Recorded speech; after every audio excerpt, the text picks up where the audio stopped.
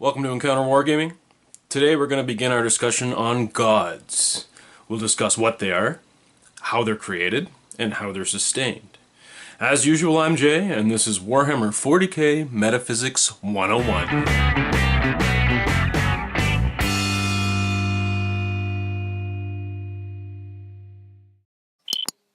In the universe of Warhammer 40,000, there are many sentient races across the galaxy.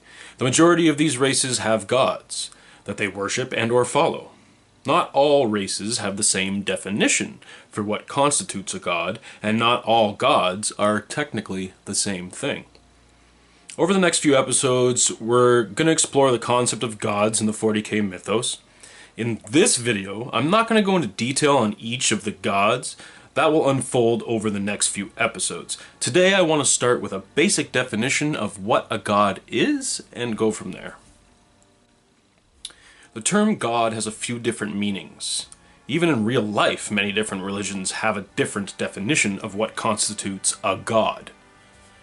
The universe of 40k is not that different, I suppose. So what can we use as a more universal definition of a god in 40k?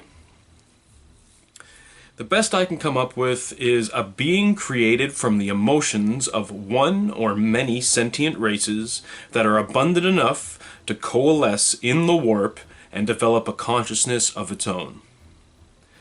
By this definition, a god is literally a galactically prevalent emotion personified within the immaterium. The more sentient beings experience this emotion, the more powerful the god becomes. The best example of this is the gods of chaos, which we will also explore in greater detail in future videos. As we talked about in the last couple videos, this is also how certain demons are created. The perfect example of this is Draknien. The demon was created when the first murder took place.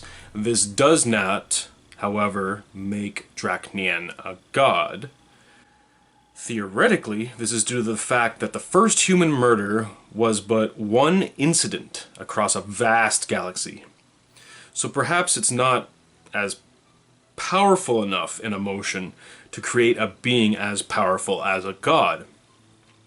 The concept of Draknien is a perfect example, though, of an emotion being strong enough that it creates a being with its own sentient consciousness. Because Draknien was not created by an existing god extending its power and then retracting it at will, makes this demon as free to roam the warp as any of the gods are, as opposed to being contained within its patron god's domain. The false gods. There are also races like the Catan that were worshipped by the Necrons as gods, but are not gods in the true sense. They are beings comprised of pure energy that had no tangible form as such. That is, until the Necron tier gifted them with living metal bodies. The major defining difference here is that the Catan, though they are made of pure energy, do not have a presence in the warp.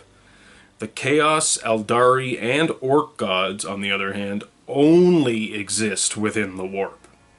Not only that, but they cannot leave the warp. They have demons to sort of do that for them. The Catan, on the other hand, only exist in the material universe, and therefore have zero connection to the warp. So even though both types are considered gods by their followers, they are literally polar opposites. In my opinion, this makes the Catan an alien race masquerading as gods, whereas the gods of the other races are literal gods in that they only exist as ephemeral entities subject to the thoughts and emotions of sentient races. If the gods cease to have mortal followers, they would theoretically cease to exist. The Catan, however, would continue to exist even if they had no mortal followers, as they did for millennia prior to being discovered by the Necron tier. Again, this makes the Catan really just a Xenos race, rather than gods in the traditional sense. They are not created or destroyed by the emotions of their followers, whereas true gods cannot exist without followers. True gods. Where the Catan were extraterrestrials posing as gods to a race that was vastly inferior to them, what I'd like to think of as true gods, or real gods, are the ones that exist wholly within the warp.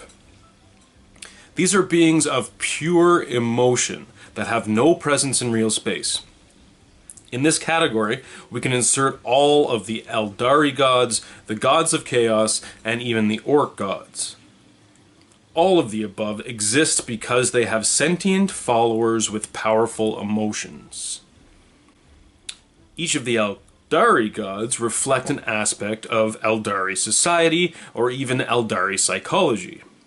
The Chaos gods are a direct reflection of the negative emotions of many sentient races, such as humanity, as well as a myriad of other Xenos races, including the Eldari.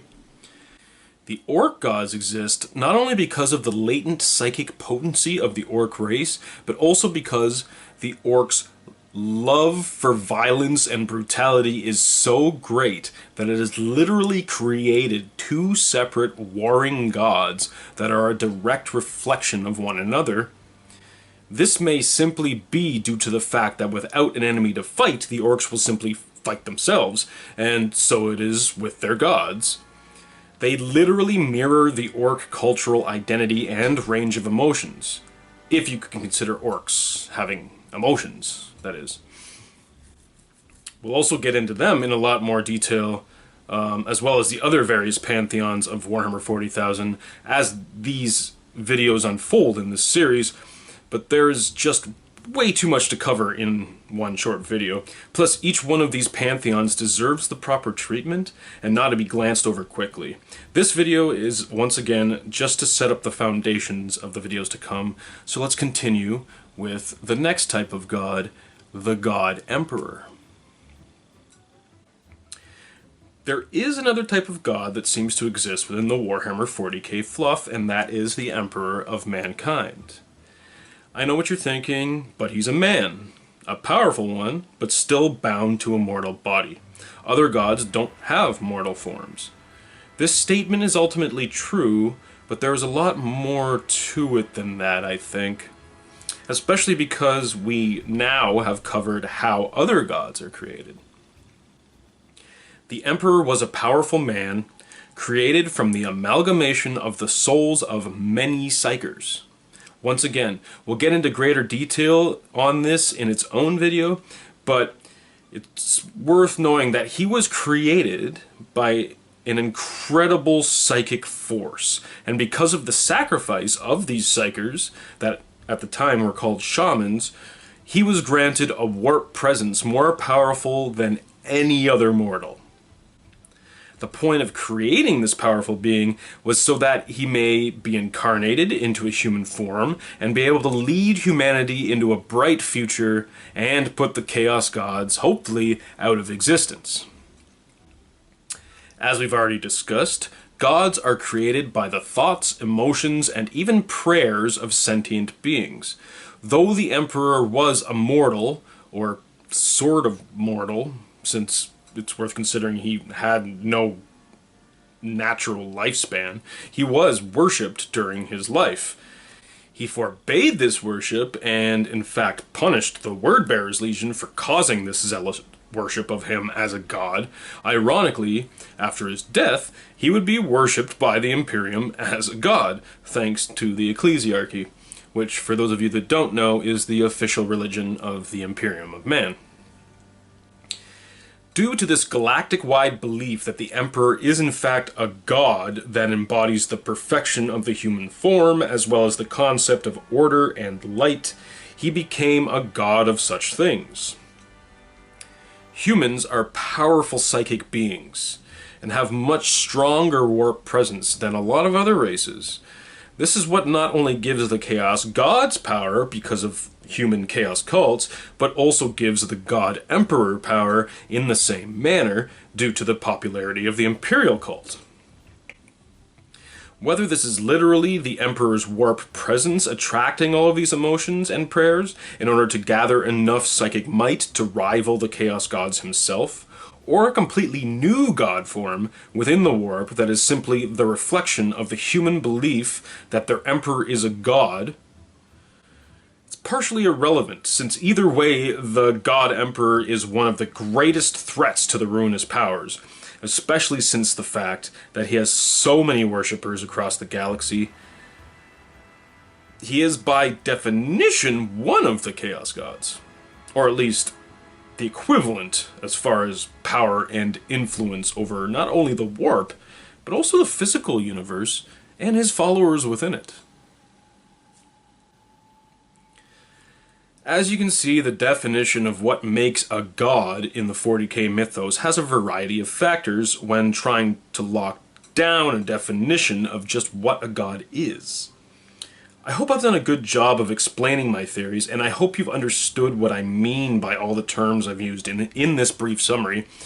As I said, I'll be going into greater detail as this series progresses on each individual type of being that might be considered a god, and deeper details on the pantheons they may or may not exist in. I hope you've enjoyed my little talks on the various metaphysical topics that seem to find their way into the 40k fluff.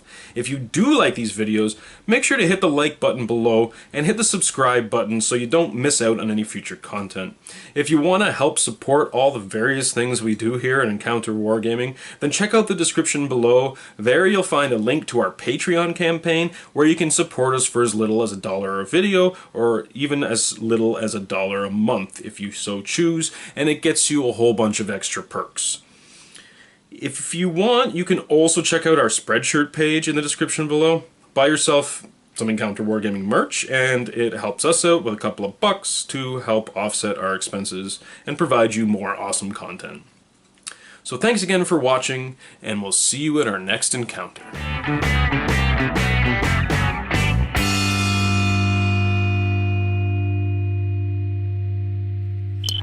Like a monkey in a rocket on his way back home. Okay.